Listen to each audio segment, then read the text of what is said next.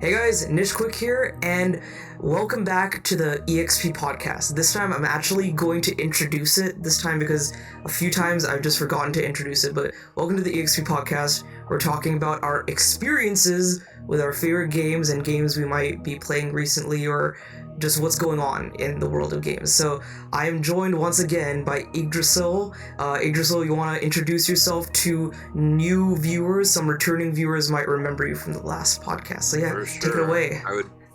I would be glad if some of them did.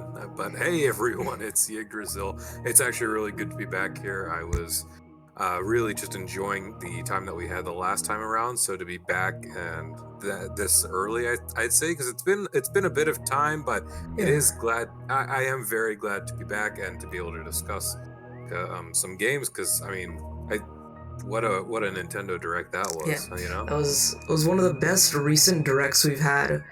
Like, absolutely. I think one of my favorite directs was February 2022, and that was like primarily because of Xenoblade 3's reveal, but also some really cool announcements like Live Alive was there and Chrono Cross was there. Just a bunch of other cool RPGs were announced, and then of course E3 2019 was our first ever look at Zelda Tears of the Kingdom. So that is an announcement I'll never forget. I did not ever expect that announcement at that point. Almost 4 years already. Wow. Yeah, because at that point, I had completed like a second playthrough of Breath of the Wild, and I was like, this new Zelda game, like, it's not gonna be like announced for like another like 5-10 years, whatever. Like, and then that summer, they're like, the sequel to Breath of the Wild is in development. I was like, this is the last thing I ever expected. There was no footage with that one though. It was just the announcement, huh? It was like a CG cutscene trailer of Link and Zelda going underneath Hyrule Castle and finding Ganondorf. Oh yes, no, I don't know why I remember. I thought it was Aonuma just saying like a new sequel, sequel's in development. Yeah, but yeah, that was quite the reveal. But I want to start off this podcast and hopefully other podcasts if I remember with this question. Yggdrasil, what have you been playing recently in terms of like your backlog games or like new games that you've been playing? Oh, my backlog's just messed up. I was playing Final Fantasy 1, the HD remake, or the HD remaster, but then I got swept up with Fire Emblem Engage, and then Fire Emblem Engage has been taking up so much of my time, but then I wanted to hit up the Octopath 2 demo, and that makes me want to play back Octopath 1. A good couple other games, and also again with that Nintendo Direct bringing the Game Boy Advance and just the regular Game Boy back. Super Mario Superstars, God, now that I'm getting tongue twisted. The Superstar Saga, the one Mario and Luigi Superstar Saga. Yes, the one where they have their journey in Bean Kingdom. Yeah. One of my favorites. I really hope that they end up doing more of these games soon. I know that they've had issues with the or not the issue. I think the team behind it got shut down. Yeah, I think Alpha Dream went bankrupt, unfortunately. Yeah, so I hope that legacy can live on in some way, because those are some of my favorite Mario games. That one, and especially Partners in Time, was my entry into that kind of the series. Yeah, I my entry into that series was with Bowser's Inside Story, and I need to go back and play the other two because I am like dead serious. Bowser's Inside Story is one of the best DS games I've ever played. It's so good. I don't remember. I played through that, but I don't remember it, so I don't remember it all too well, so I might need to just put that back on the list. But yeah, definitely just a lot of the games. And then you know what? Xenoblade Wave 3 out in 2 days? 2 days on the 15th. Yeah, it's on Wednesday. I think it's on Wednesday. I know. I'm working a 12-hour shift that day, so I'm not able to actually play it when it drops. So the best I can do is try and stream it the day after. But I'm looking forward to it, especially that challenge mode. So, what have I been playing? I've been mostly playing Fire Emblem Engage, and Fire Emblem Engage has been a lot of fun. What chapter are you at? I just completed chapter 11, so like that big major story twist happened.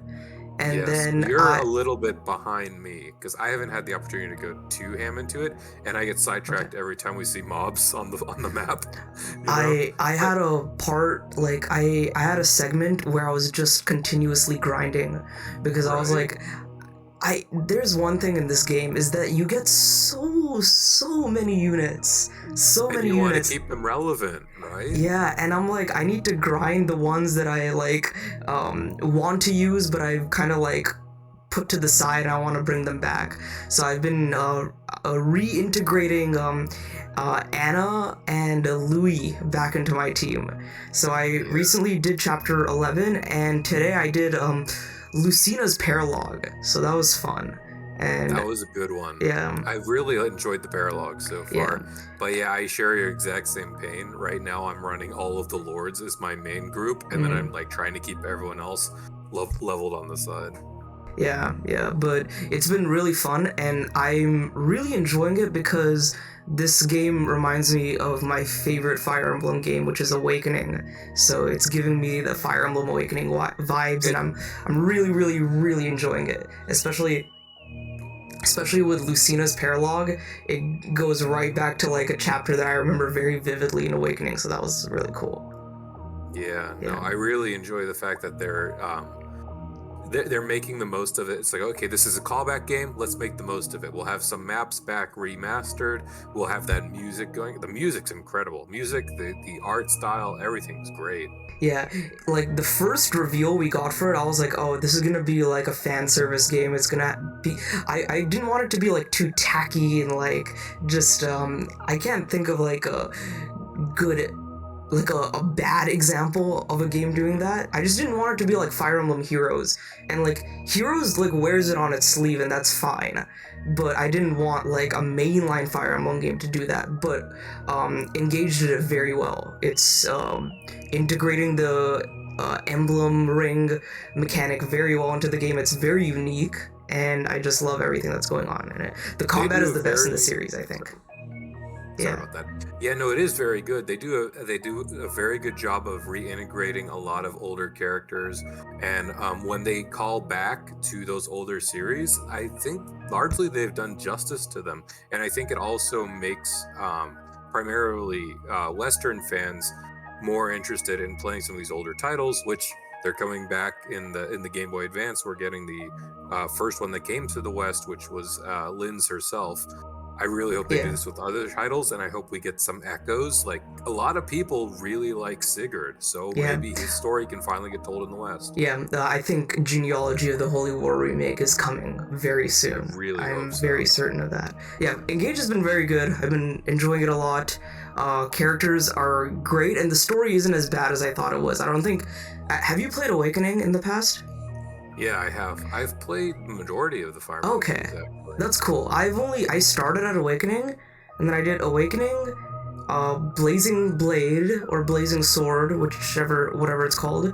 Then I did Three Houses, Shadows of Valentia, and then a little bit of Three Hopes, and then Engage. Yeah, so I've been bouncing all over the place. Yeah, no, that's pretty good overall. I started out with Radiant Dawn of all of the games, and that made me want to get Path of Radiance, but then I saw the cost of Path of Radiance. It's way too expensive. I'm good. Yeah. Some things were done that I will not condone on YouTube, but I eventually did go back and play some of those previous titles. I had the opportunity to play some of those. I've really enjoyed Lynn and Eliwood and Hector's story is one of my more favorite ones. I know a lot of people think the one with Erica and Ephraim was one of the better ones as well. Sacred Stones, right? Yes, Sacred Stones. A lot of the Game Boy ones were just extremely well done. And I think actually in the most recent Fire Emblem itself with Engage, I think actually the director was trying to harken back to some of the earlier animations from that Game Boy era. That's just incredible to see. Yeah, I can totally see how he was doing that, because like the animations in the GBA games are very, very good, and the pixel art is amazing. So just seeing them like do those animations with such like little pixel art, it's so cool. Let's actually delve into like the big major topics.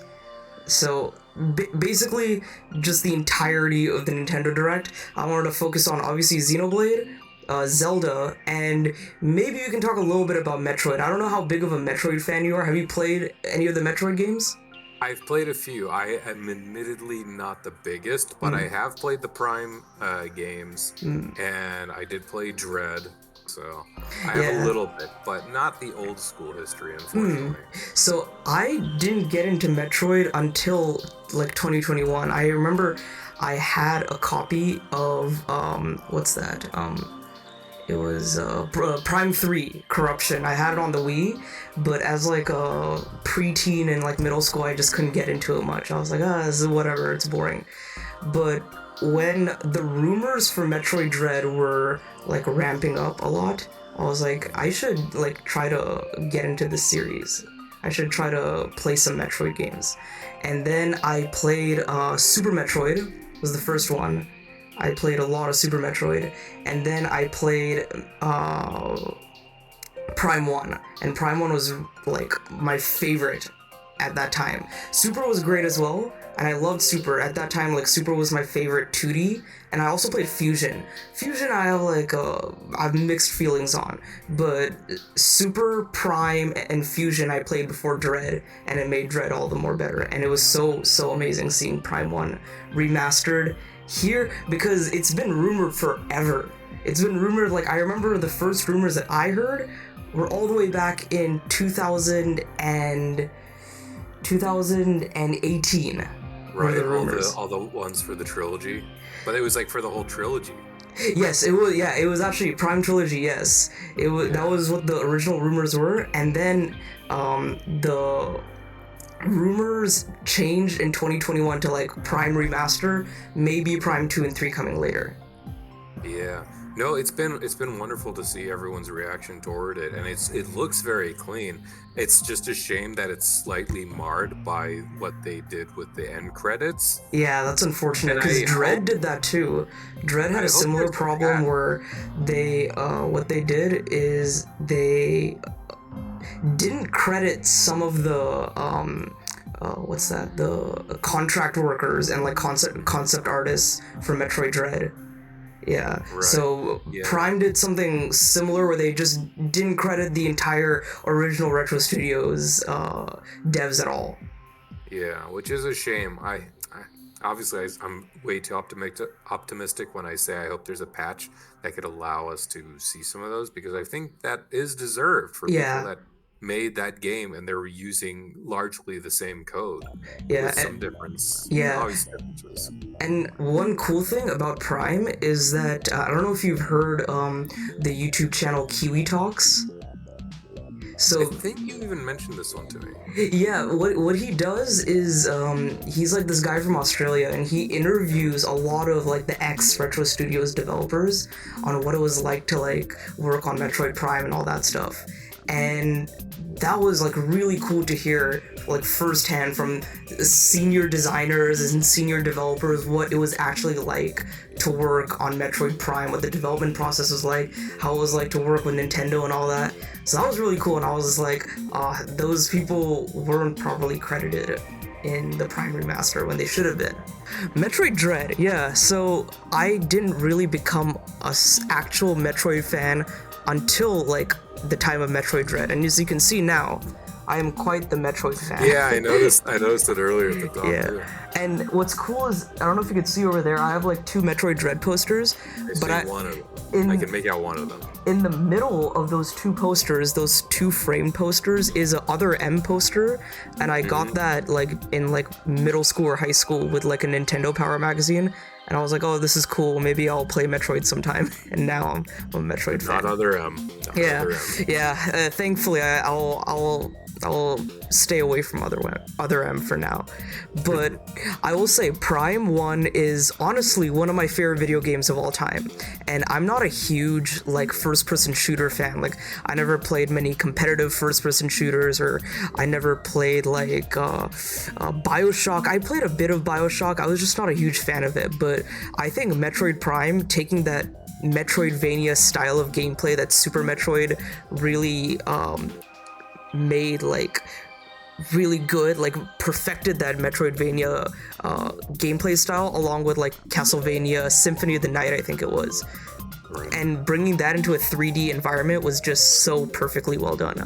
it does an incredible job of transitioning everything that represents Metroid into that 3D environment. Oh yeah, for sure. It That's really why the does. Prime games are so beloved. That's good. They just nailed it. Yeah, it's similar to like Ocarina of Time. How Ocarina of Time was like the perfect introduction of Zelda into a 3D environment, like bringing the formula of Link to the Past into 3D. Metroid, for a long time, it was like, when is Prime coming to an HD console? When can we play Prime on an HD console? There have been many things that fans have done to make Prime playable in HD. But I will say, when I saw that trailer on Wednesday, I was blown away, because I will say this. The art style is not exactly what I was expecting. It's very like shiny and pristine, and like it's not as gritty as the original Prime was, but the graphical fidelity of this remaster is beyond amazing. Like It's the fact, incredible, right? yeah, I haven't had the chance to play it, but Yeah. I had a problem with a large part of the Nintendo Direct. I will say there was one problem now for me. It's the fact that they put Xenoblade so far in the front that I could not really well focus on everything after. But when I went agree back with and that. when I went back and I rewatched different segments, when I eventually got back to Prime, it's like, I didn't give this a fair enough shot. This is Yeah. gorgeous. They've done such a well touched job of just being able to transition everything to the Switch with that level of fidelity. Yeah, I agree. And the thing with Prime Remaster is like I said, it was in development for so long, and now recently we realized that it was done in 2021. So like the amount of polishing and fine-tuning they did on this really, like, you can see it. Like, I think I haven't played it yet either. I'm waiting for the physical release in like about a week or so. So I think the 22nd is when they said. Yeah. I think so. It's weird. It's also on a Wednesday. So it's interesting. Nintendo is releasing a lot of stuff on Wednesday now, like Xenoblade DLC and Prime Remaster. Right? I can't recall the last time they had a direct on a Wednesday either. Yeah, I will say February directs are always on Wednesdays. I don't know how I know this, but February directs are Wednesdays, June directs are Tuesdays, and September directs are on Thursdays. I don't know why. I always feel like they're Yeah. Tuesday or Thursday. Yeah. I don't know. Remember, I don't know why I always think there's nothing Yeah, on Wednesdays. the game-specific directs are always on Thursday as well, I think. Like, the Xenoblade Direct was also on a Thursday, I'm pretty sure.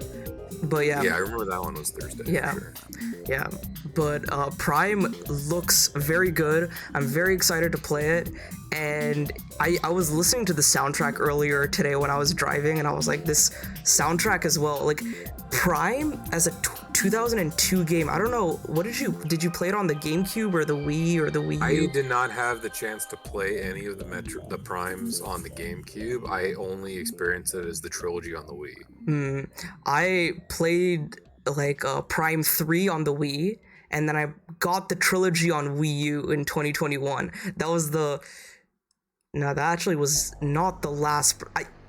Yes, it was the last purchase I made on my Wii U digitally, but I think shortly after that I got a used copy of Xenoblade Chronicles X. So after that I was like, no more Wii U for me. I'm good with what I got. And I need to go back and finish X, but that's another story. Oh, you're still on the journey.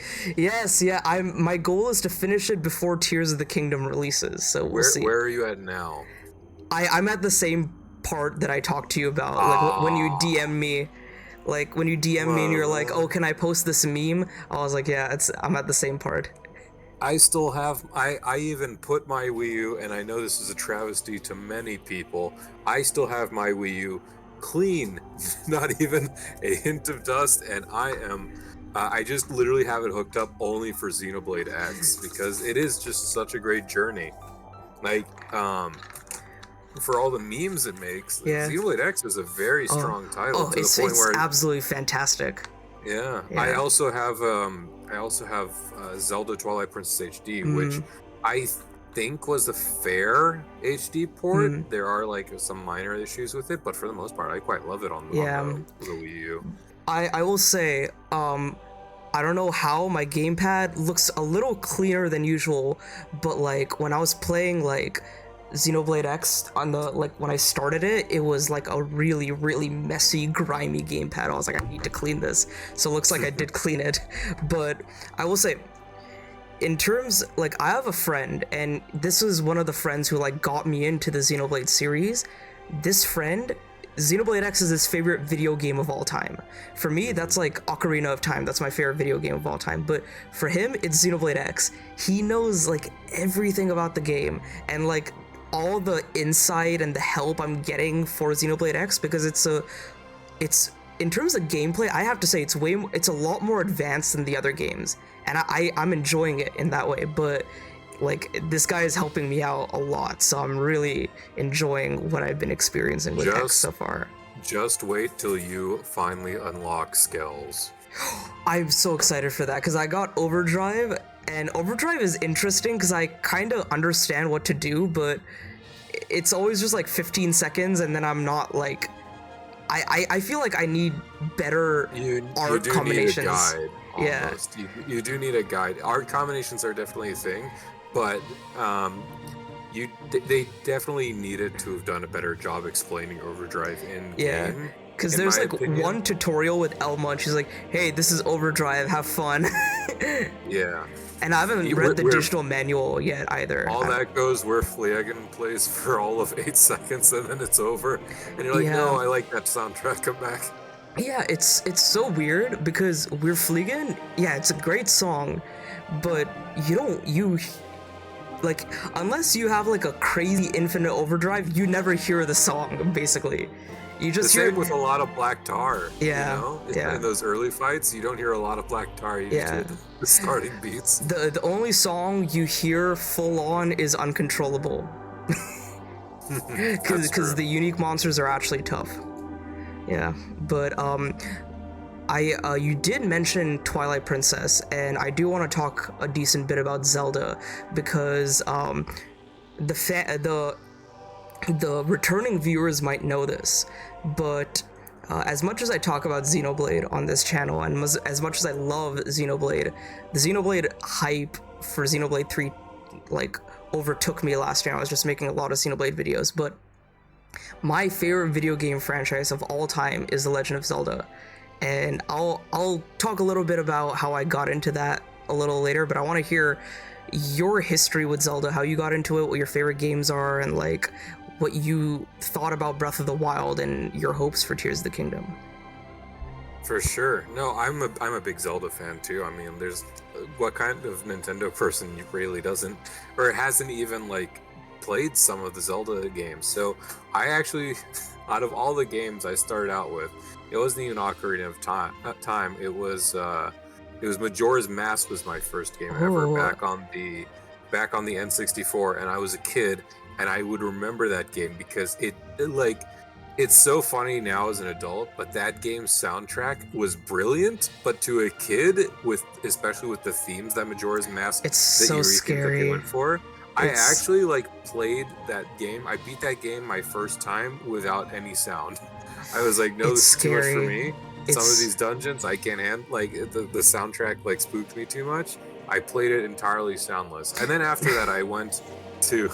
I still didn't play Ocarina of Time for a long time. I eventually, when the GameCube was out, Wind Waker, Four Sword Adventures, and then I started dipping into some of the handhelds before I even got to Ocarina of Time. Interesting. Okay. Yeah.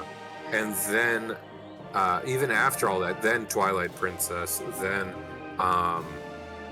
Skyward Sword, which I dearly love. I love Skyward Sword. It gets so much hate, but I love Skyward Sword. You can see my poster up there. Yeah.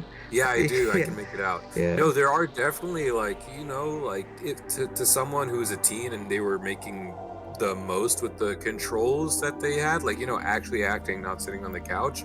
The story was very nice. Mm-hmm. I wish there was more of an overworld in the sky. I wish there was more places to go through that wasn't just a few chunks of land. But the characters were all very bright and nice, and the design the side quests were all like related to that hub, so you knew where to go. It's also And my favorite Zelda OST as well, favorite soundtrack. That and Wind Waker are my favorite soundtracks in the series. They're very strong soundtracks. Yeah, and then Breath of the Wild came out, and I gotta say, it's not my favorite Zelda game, but it is a very great game that I had to almost treat it like Skyrim. You know, like you don't like, it's so weird for a Zelda game. The main story isn't my focus. It's more or less making Link have his own adventure. Oh Just the amount of exploration you have. It was a bold choice not to have a lot of soundtrack, which I think was a shame. I think they could make a lot more use of that. I hope that from what we heard with the Zelda, the Tears of the Kingdom trailer, I really hope they go more in on that, just besides like some bosses and dungeons where they have this soundtrack go off, because that was an incredible soundtrack, especially as it went into that second portion. Oh yeah, definitely. I suppose, no, Zelda's a journey. I always love it. The fact that they can iterate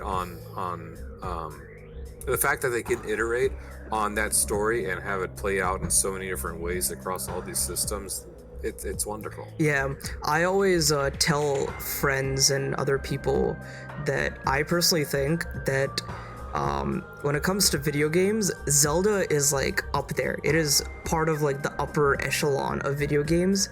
I think, because they're like, I don't think there's any bad Zelda game at all, even like except for the CDI games, but we don't talk about those. But even I was gonna say, do you know anyone who's gonna play Link's Awakening on the Game Boy now that we have Link's Awakening the remake? The thing is though, like before Link's Awakening's HD released, I did play it on the 3DS Virtual Console, and I did enjoy what I played.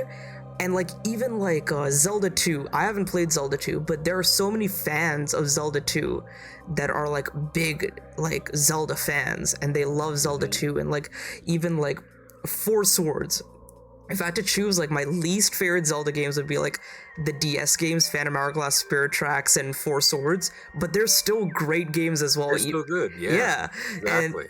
And like when it comes to all the 3D Zelda games, they're some of the best video games I've ever played.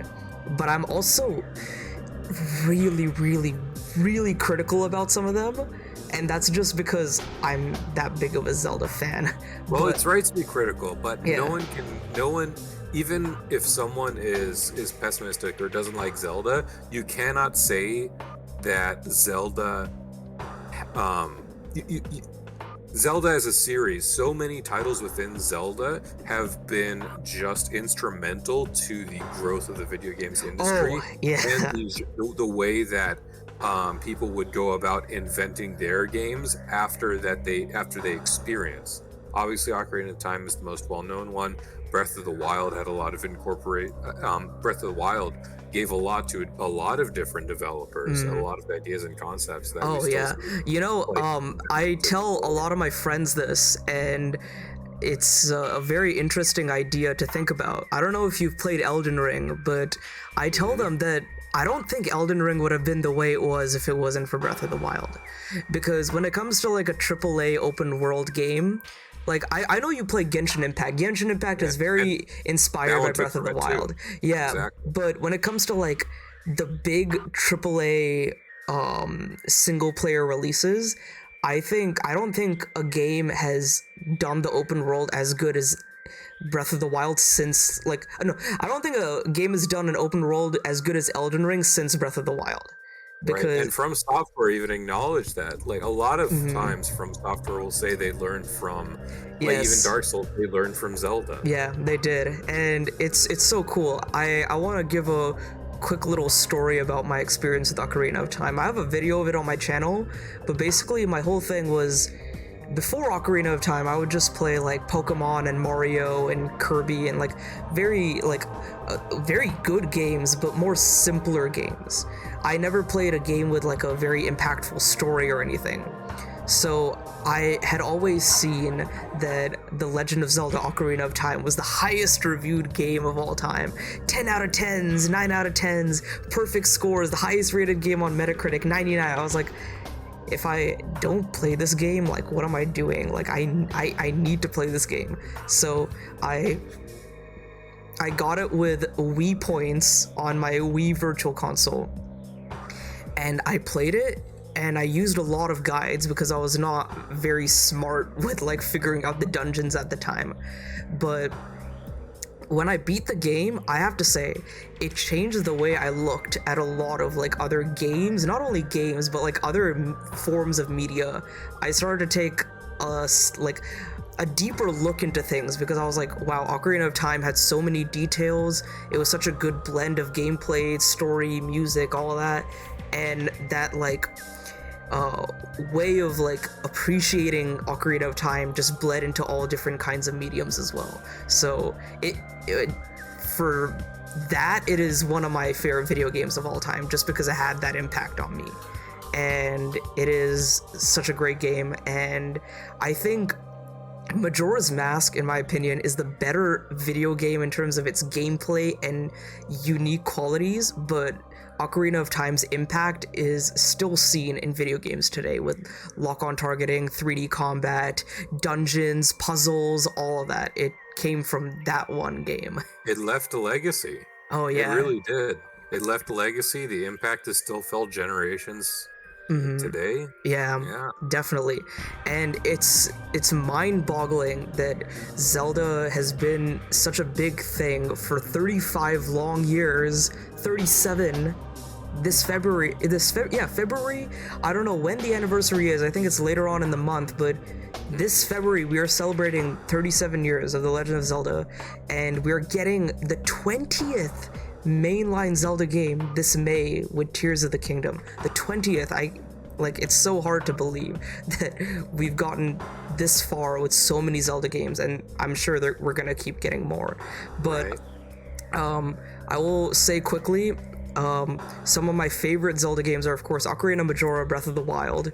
I love A Link to the Past as well. I need to play A Link Between Worlds, and I love Skyward Sword. Those are like my top 5. Skyward Sword, like, I always say, Ocarina of Time made me a Zelda fan, but Skyward Sword made me like a long time Zelda fan. It kept me hooked forever because I played that even before like Wind Waker and Twilight Princess. And I will say, Twilight Princess, when I played it like as a kid, I was like, this game is trying way too hard to be Ocarina of Time, and I was being so nitpicky with it. But I played a bit of the HD remaster like a few years back, and then I realized, I was like, wow, like as an adult playing the game again, I'm like, wow, this game is actually genuinely very good. And I'm very appreciative of how the story is told in Twilight Princess, because it gives you like small little breadcrumbs. It's kind of like a Xenoblade 1 story, where it gives you small little breadcrumbs for you to like think about, and then everything is slowly eventually answered later on. And Wind Waker, it's the Link that didn't want the job but had to take it up. Yes, same with Wind Waker, because Wind Waker, he's like not even like a reincarnation. He's like not a part of the cycle, and he kind of has to like prove to like Hyrule and the gods that he is part of that cycle. But here's the thing. I have the very, very, very hot take that Wind Waker is my least favorite 3D Zelda. Really? And everyone's like, oh, come on, Wind Waker's perfect, Wind Waker's the best. It was actually really hated at the start. And here's the thing. People were expecting what was going to be Twilight Princess, and then they get Wind Waker, and it looks all kitty and chibi. Yeah. The thing is, I love the art style of Wind Waker, I love the story, and I love the music of Wind Waker. All that is amazing. I'm just not a huge fan of the dungeons of Wind Waker. I think the dungeons aren't as, like, if you think of, like, Forbidden Woods and Forsaken Fortress versus, like, Arbiter Grounds and Snow Peak Ruins and City in the Sky, I think in the, not including Breath of the Wild, I think the best dungeons come from Majora's Mask and Skyward Sword, though. You know, that's actually very fair. Yeah. Because every time I have to do every time I'm back in Wind Waker and I have to sneak through and then I get caught, And then I'm like, oh, okay. Well, time to sneak again, and I get caught again because I'm very clumsy. But I really think the only dungeon I've like extremely like gawk about is the second one on the oh god, now of course against Valoo on the island. Dragon Roost Cavern. Dragon Roost, yes, Yeah, yes. that one's a little annoying. But I will say they have excellent hubs in Wind Waker, especially the primary hubs. They're all really nice, well detailed. The themes give it a good sense of vibe and life. Yeah, I like even like the towns. I love Dragon Roost Island, amazing. Windfall Island, amazing. Outset Island, amazing. And all of that is because of the amazing soundtrack in Wind Waker. It's honestly one of a kind soundtrack. But I will say one more thing about Wind Waker is it is the one 3D Zelda game I've only played once. So my other goal before Tears of the Kingdom is to try to have another... Is that the base or the remake? I played the GameCube version, and then I played like maybe like a quarter of the remake. So I want to go back and play the remake on Wii U. Yeah, the remake is slightly gentler towards the end because there's a very monotonous issue with the Triforce quest. Triforce, yes. A lot of people detest it. They shortened it a little bit more in the remake to make it a little more tolerable, but yeah. Yeah, but yeah, that's my thing with Zelda, and I'm very, very, very excited for Tears of the Kingdom. But what are your hopes and predictions for what we might get with this 20th mainline Zelda game and sequel to Breath of the Wild? So, my biggest hope is it's not just a complete, here's all of our assets from a 2017 game, but it's a Zelda game so we can get away with it. You know, because the one thing that I really didn't like seeing in the trailer that we got last week was base monster variety doesn't look like it's been improved, which is fine because, you know, it's technically all incorporated the same sort of, it is the fact that it's inheriting the world, the original world of the Breath of the Wild. So, so it's just a gripe that I've carried with me from Breath of the Wild to Tears of the Kingdom. I really do hope, though. I did see some hope. Some of the Bobaquins were wielding different things, and there's even more variety in the bosses, like overworld bosses, which looked interesting. We got Redeads back too. Redeads are back, and possibly Kargaroks are back, which are those like bat enemies, yeah. I would really love to see Dark Nuts coming back. Oh, please. I hope for that too, because... It makes me so sad that in Breath of the Wild, that out of all the places they could have put Dark Nuts would have been Hyrule Castle. Because if you were patrolling that castle after you felt like very confident, like, okay, I've done all the things, I've come through all the 4 zones, and then you're just in the castle sneaking around, and then just around the corner is like 2 Dark Nut sentries, and you don't know their moveset, you don't know how anything goes through with those guys. I thought that would have been awesome. Yeah. Especially for people that, Breath of the Wild, for a lot of people, it is their first Zelda game. Oh, yeah. And so to get Dark Nuts that way would have been incredible. Yeah, because Dark Nuts and Iron Knuckles are like the 2 Zelda enemies that you have to like really use your whole like wits to like bring down. So like, and for Breath of the Wild, that was like the Lionel fights. The Lionels were like the really tough enemies that you had to like really use. The Lionels were great. Yeah, the Lionels are great, but imagine like a Lionel-like fight, but with like a more humanoid enemy with like a Dark Nut or an Iron Knuckle. That would be so cool. Mm-hmm. And then as for some other things I hope to see, I think they've probably heard the community loud and clear when it comes to weapon durability. So maybe just a little bit more durable, or a way for us to fix it. Give us a blacksmith, Nintendo, please. A blacksmith, or like some way we can craft our own. Yeah. And again, if it's largely the same controls as the original Breath of the Wild, that's fine. I just want to see iteration, make it a little easier. to handle. And then of course there was the big issue that even on Switch, like how many times have you seen like a really cool gameplay? Because Breath of the Wild, there's still things people discover to this day. But then, like, for example, long distance skips or the infamous uh, um, quote unquote skip where you drop down a bomb and then you land on it while shield surfing, and then Link just shoots out for miles, and the Switch cannot keep up with that. I really hope, I really hope, or even just for people who have the DLC for Breath of the Wild, you've completed it, you have your nice motorcycle, but how many times is it you feel like you're going at an okay pace and the game can't keep up with that speed? I think Like I really hope that I really hope that with 6 years between Breath of the Wild and 6 years of learning what to handle with Switch, I really hope they can handle and fix up on a lot of these things. Yeah, I really, really, truly think that this 6 years of development time, of course they're adding new stuff like Sky, Underground, all that stuff. I think a lot of the dev time for this has gone into making sure this game is not a Pokemon Scarlet and Violet situation. Right. And again, largely the same assets. Obviously, they made new things, I'm sure, for the Sky and the Underworld. But over the main ground world, it's all the same frameworks. I'm sure some of those assets will be reused. And the fact that they've had 6 years to work on this code and programming, I really hope that over the years they've been able to crunch down on some of these things to the point where the Switch can handle the performance relatively well. Oh yeah. Because I was thinking at this point, like we're 6 years in on this, and we didn't have Tears of the Kingdom news until last week.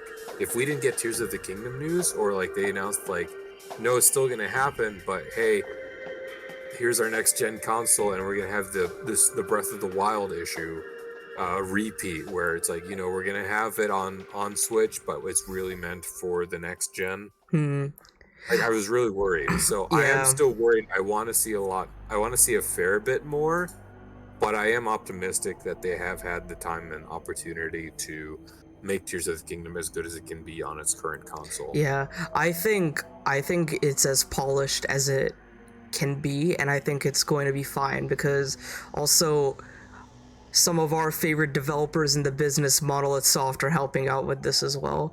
So I'm sure, Monolith Soft always has some sort of magic they use in terms of like creating massive open world games. So I'm sure this will be good. I'm sure it'll run good.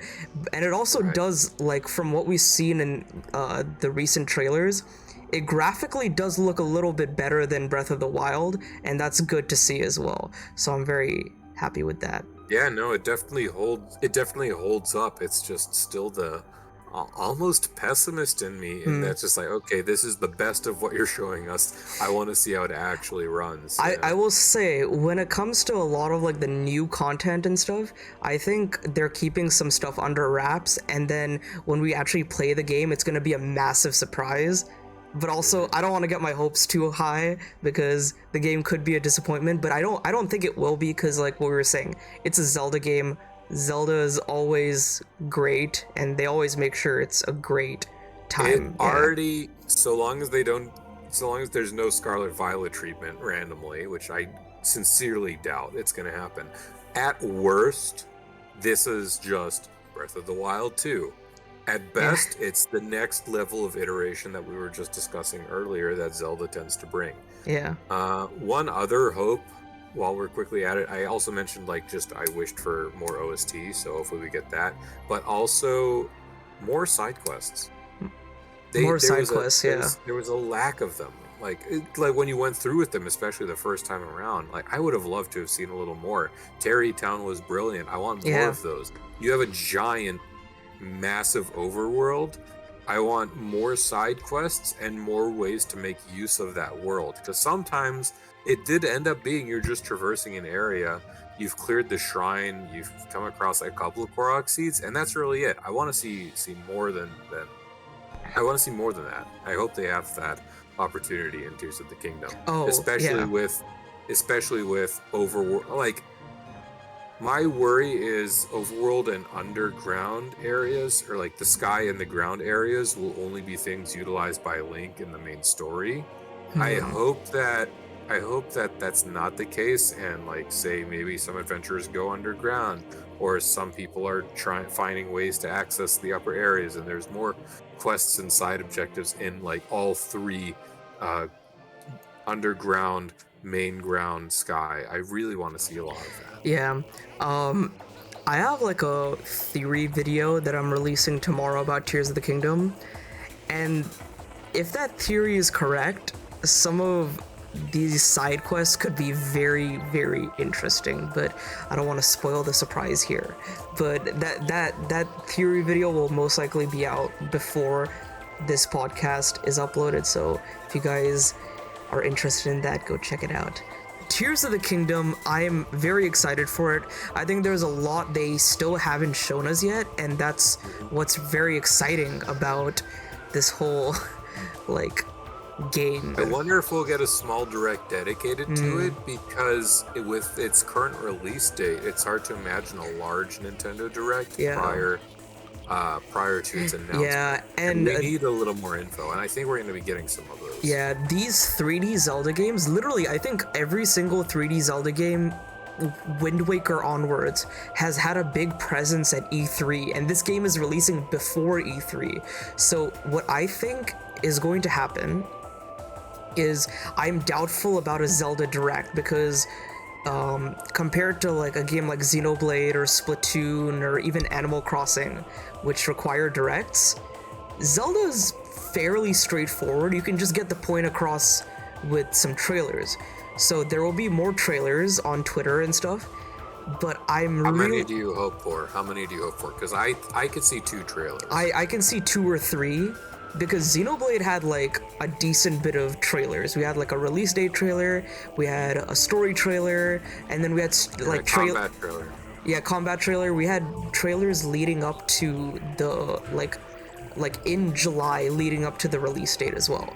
But what I think we're gonna get is, I think we're gonna get a treehouse, because sometimes they announce, hey, we're doing a treehouse for this game, and they did it for Splatoon and Harvestella last year. So I'm really hoping for a Tears of the Kingdom treehouse, because Breath of the Wild had like 3. So Tears of the Kingdom, if we get At least if we get one for Tears of the Kingdom, that'll give us like an insight of like, hey, this is what we're gonna expect in this game. And honestly, from what we saw in this trailer, my biggest worry was, hey, we're gonna be in the same Hyrule and it's gonna reuse a lot of the same areas. But from what I saw in the trailer yesterday, and I've played Breath of the Wild for like 300 plus hours, some of these places didn't look recognizable, because one, they were either underground, or the malice has corrupted it so much that it looks like the same area but like absolutely devastated. So I wonder how big of a time skip this is, because I don't imagine more than 1-2 years tops. Maybe even less. Maybe even less, yeah. Most likely less. So it makes me wonder what's being done with that time, with that time difference as well. Also, I think one other difference between this game and Breath of the Wild will be the narrative. I think the story will be more involved, and I think it'll be even darker, and I think it'll be just more of an impactful story. Because Breath of the Wild was like, everyone died 100 years ago, go defeat Calamity Ganon. And when I first played it, I was okay with it, but like really looking back and comparing it to other Zelda games, it's one of the weaker narratives, unfortunately. And it's one of the few games where you, like how I said at the very start of this, you can't treat it as a Zelda game truly, and you can, but it, to me and to a lot of people, it just ended up feeling like Skyrim flavor, or Zelda flavored Skyrim. You know why I still believe in my heart that Breath of the Wild is a Zelda game through and through, is it is that one picture that we got before its release, and is the picture of tiny little Zelda 1 Link giving the Master Sword to Breath of the Wild Link, and that's when it hit me. I was like, Breath of the Wild is literally what Miyamoto wanted for the original Zelda game. And that one fact makes it a Zelda game through and through. And also, like, it just feels like Zelda because, like, Ocarina of Time and Twilight Princess, you're exploring, you're learning about different things, like going through Hyrule Field and, like, finding different secrets and hidden grottos and falling through holes and, like, blowing up rocks and stuff. You still do that in Breath of the Wild. It's at a much bigger scale, but the Zelda is always about the sense of the wonder you get from, like, solving a puzzle or discovering something or finding something. Breath of the Wild had that with its, like, awesome physics system and, like, the Sheikah Slate and the shrines and all that. Yeah, and again, absolutely, people are still learning new things. Oh, yeah. All of that. Yeah, it's that. Incredible. Yeah, like 6 years later, GameStop is still making. Yeah, no, GameSpot, I'm sorry, is making videos like, oh, these are like 10 more things you didn't know about Breath of the Wild. Here's another 10 more things you didn't know about Breath of the Wild. And it's still like, people are still figuring things out, and the developers are like, we didn't even know you could do this in the game. Yeah, but I am really hoping Tears of the Kingdom has a better, more involved narrative. And another tease for my video tomorrow is I think it's going to be the darkest Zelda game. I think it's going to be darker than Twilight Princess and Majora's Mask. And there is that potential. There is definitely potential. And based off of what Ganondorf says or said in the last trailer, I really think it can be the darkest Zelda game. But we'll see about that. We'll see. We will. Yeah.